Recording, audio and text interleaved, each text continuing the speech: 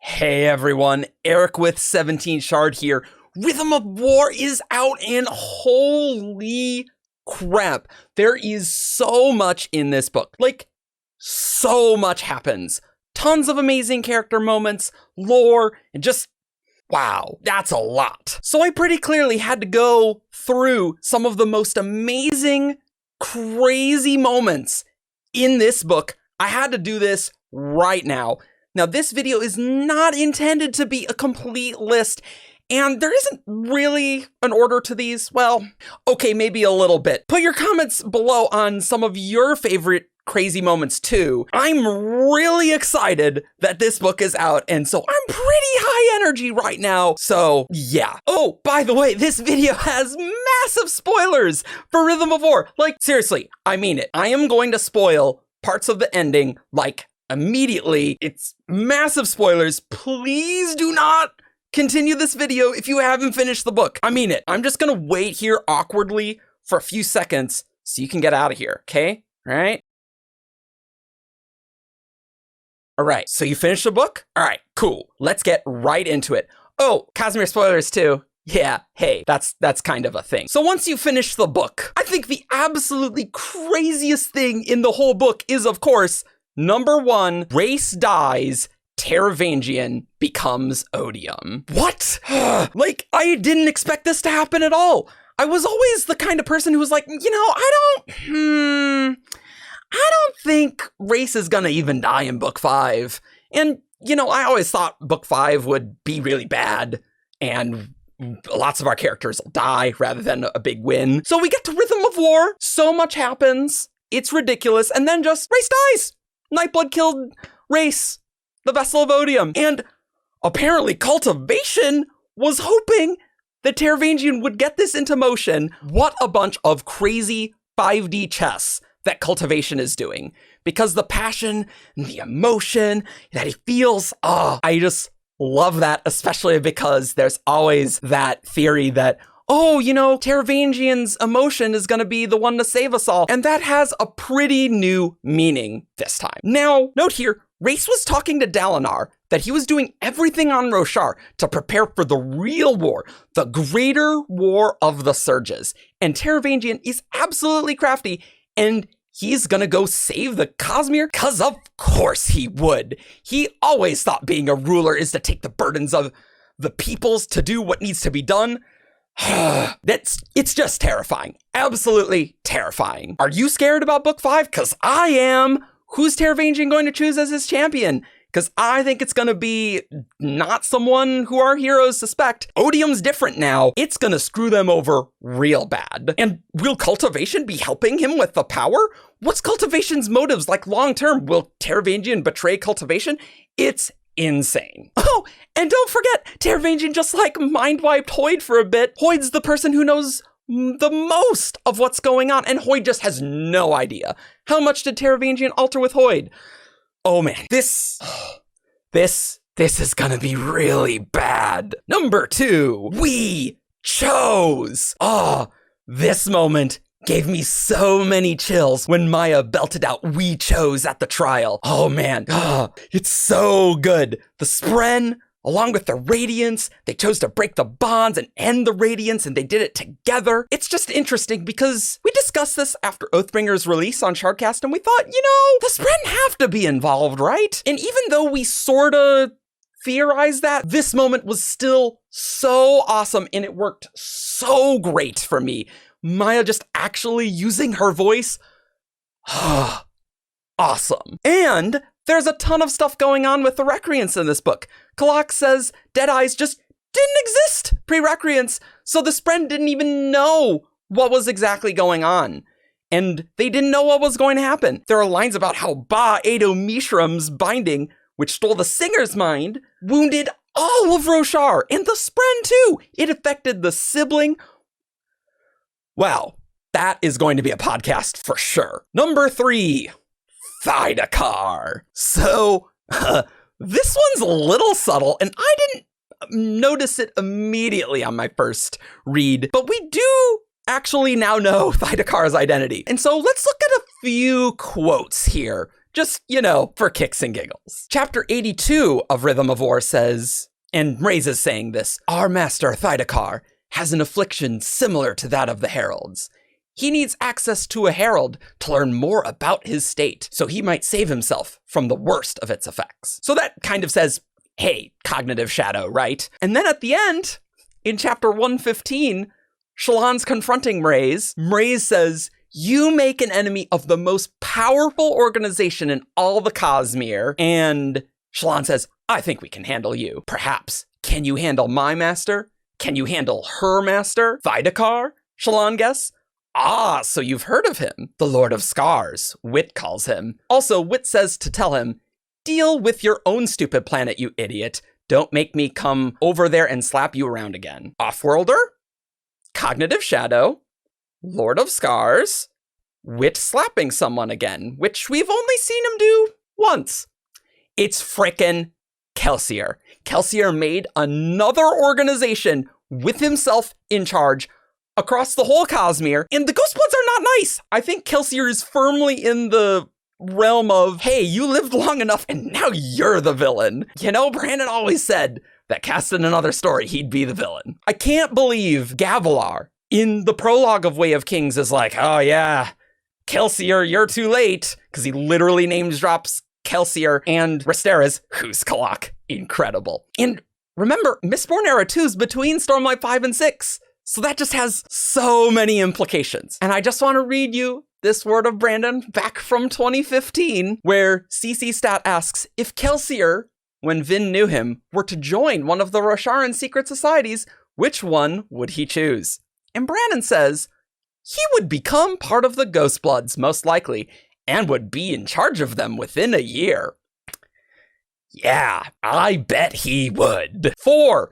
So many lights. Remember back in 2018? Maybe you don't remember, but someone asked about, is there a cultivation light? And Brandon was like, well, you're theorizing in a right direction. And we were all like joking about third light, and it was really funny. Yeah, well, I didn't exactly expect there to be, well, let's count. Stormlight, Void Light, Life Light, Cultivation's Light, Tower Light, the Siblings Light, that's Honor and Cultivation mixed, War Light, newly discovered, that's Honor and Odium's Light, Anti-Stormlight, Anti-Void Light. So we're up to 7, and, I guess all of these can have anti-lights. It's just, I can't even process how this is going to be relevant in the future.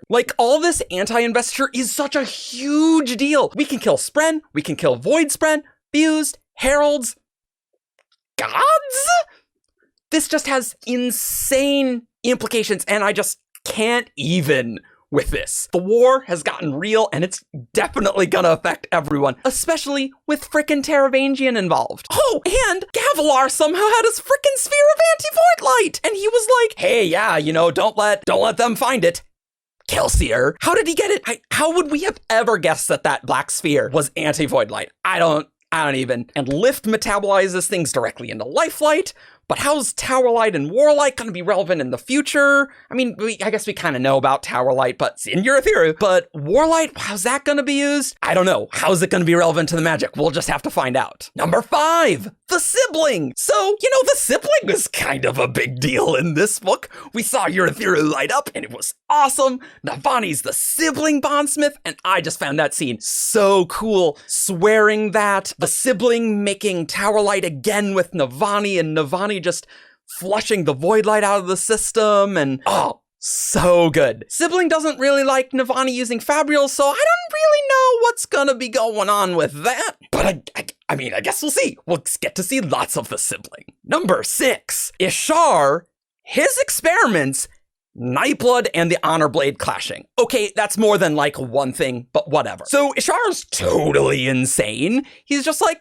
I see you have that bond with the Stormfather. That's great. I think I shall just take it. That's just a thing he can do. And yeah, I guess a bondsmith unchained is pretty terrifying. He basically has, in essence, Atium? Cool. This is the Herald who's just the middle of the pack at fighting. Oh my god. The Heralds are terrifying. I've wanted to see the Heralds be heraldic for so long, and it was just great seeing Ishar being just such a badass, and yet he's still totally insane. Oh, I just love it. Then Nightblood clashes with the Honor Blade and puts a ding in the Honor Blade. What?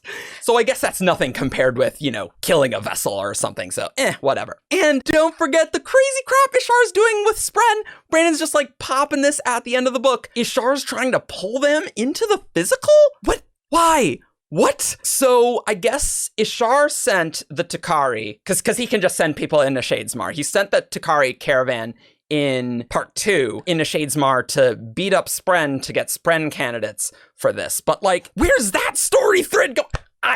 What? Number 7, 4 new shards! It's a testament to Rhythm of War that we get 4 new shard names, and it's literally not number 1 on this list. It's not the first thing I think of as crazy stuff. We get Invention, we get Whimsy, Mercy, Valor. Holy crap, so cool. We are doing a whole episode on Shardcast on those, and so you can check those out in the description. It should be out by the time this video is out. We have 14 of all the 16 shards now. Harmony's just like, hey, you want some Shardic lore? Here you go. Here, have some candy. I really love all the shard names, and I'm just a little sad we won't get dedicated books for each of them. Surely they must be involved because Brandon wouldn't make 16 of them if they weren't gonna matter. Number 8, Kaladin's 4th ideal, shard plate being awesome. So I imagine this will be on many people's lists because the scene where Dalinar makes connection and Kaladin has this scene with Tien, I cried. I totally cried. It was great. And shard plate's just always on you, and you can just whip it on people at will. That's really overpowered. Oh, and just the line when Liren's like, cutting it a little close, son, and he says, a surgeon must be precise and timely. Amazing. Number 9, Leshwi and Venli, the singers betraying the Spren somehow, and then Leshwi turned away from Odium. So it's hard to pick favorite moments in the book. Maybe that's another video. But it's pretty crazy that when Venli finally showed Leshwi that she became radiant, and Leshwi's so emotional that the Spren have forgiven them. Oh, it's so heartbreaking for Leshwi to ask after the Honor Spren Rhea, who's dead because of the recreants. The Honor Spren mentioned this in the trial, that the singers did some betrayal of the Spren, but it's not as bad as what the humans did. But I don't really understand what exactly that'd be. I mean, we do see Dawn singers clearly having magic with that whole stone shaping thing, which is awesome. So this feels maybe like the singers who became the fused eventually during that first invasion of humans had powers? Or maybe before then, and the Spren left them, and then the Spren went to humans later? I don't know. There's a lot going on in that ancient time, and clearly we're going to get answers in the Herald flashback books, but I just really want to know what the hell's going on. Stay tuned for, hey, the First Desolation podcast again. It's like every podcast we have, we can be like, hey, we can do the same podcast again, but with some new stuff. And last but not least at all, number 10, book 5 in 10 days? I'm really scared. Teravangian is Odium now, and we get book 5. Is it literally just going to be 10 days? Teravangian said he was still bound by his predecessor's agreements. So that basically says that, yeah, no, this is still that agreement. The terms that Dalinar and Race set are still set. And the part 5 epigraphs with L says the final 10 days. That's not good. That's not good. But it also just feels like there's so much to do in book 5. That's gotta be another video, but we have all of the Shinovar stuff. We gotta go to Ishar. We gotta have the Duel of Champions. I guess Shallan's gotta find Bottomishram. Oh my god, there's so much in there. That's gotta be another video. I'm ready. I really need book 5 right now. So that's my top 10. There's obviously tons more stuff in this, with Shallan and Testament. That's awesome. Bale's death, awesome. Tef's death, so sad. The Dawn Singers, stone shaping, bye to Mishram. But, I had to be Vorin about this. Gotta do 10. There's so much left to do. We're gonna have tons of podcasts and tons of videos coming your way, I'm sure. So leave your top crazy moments in the comments below. Feel free to subscribe if you like our stuff, because we're gonna have a lot more stuff coming too. See you all next time.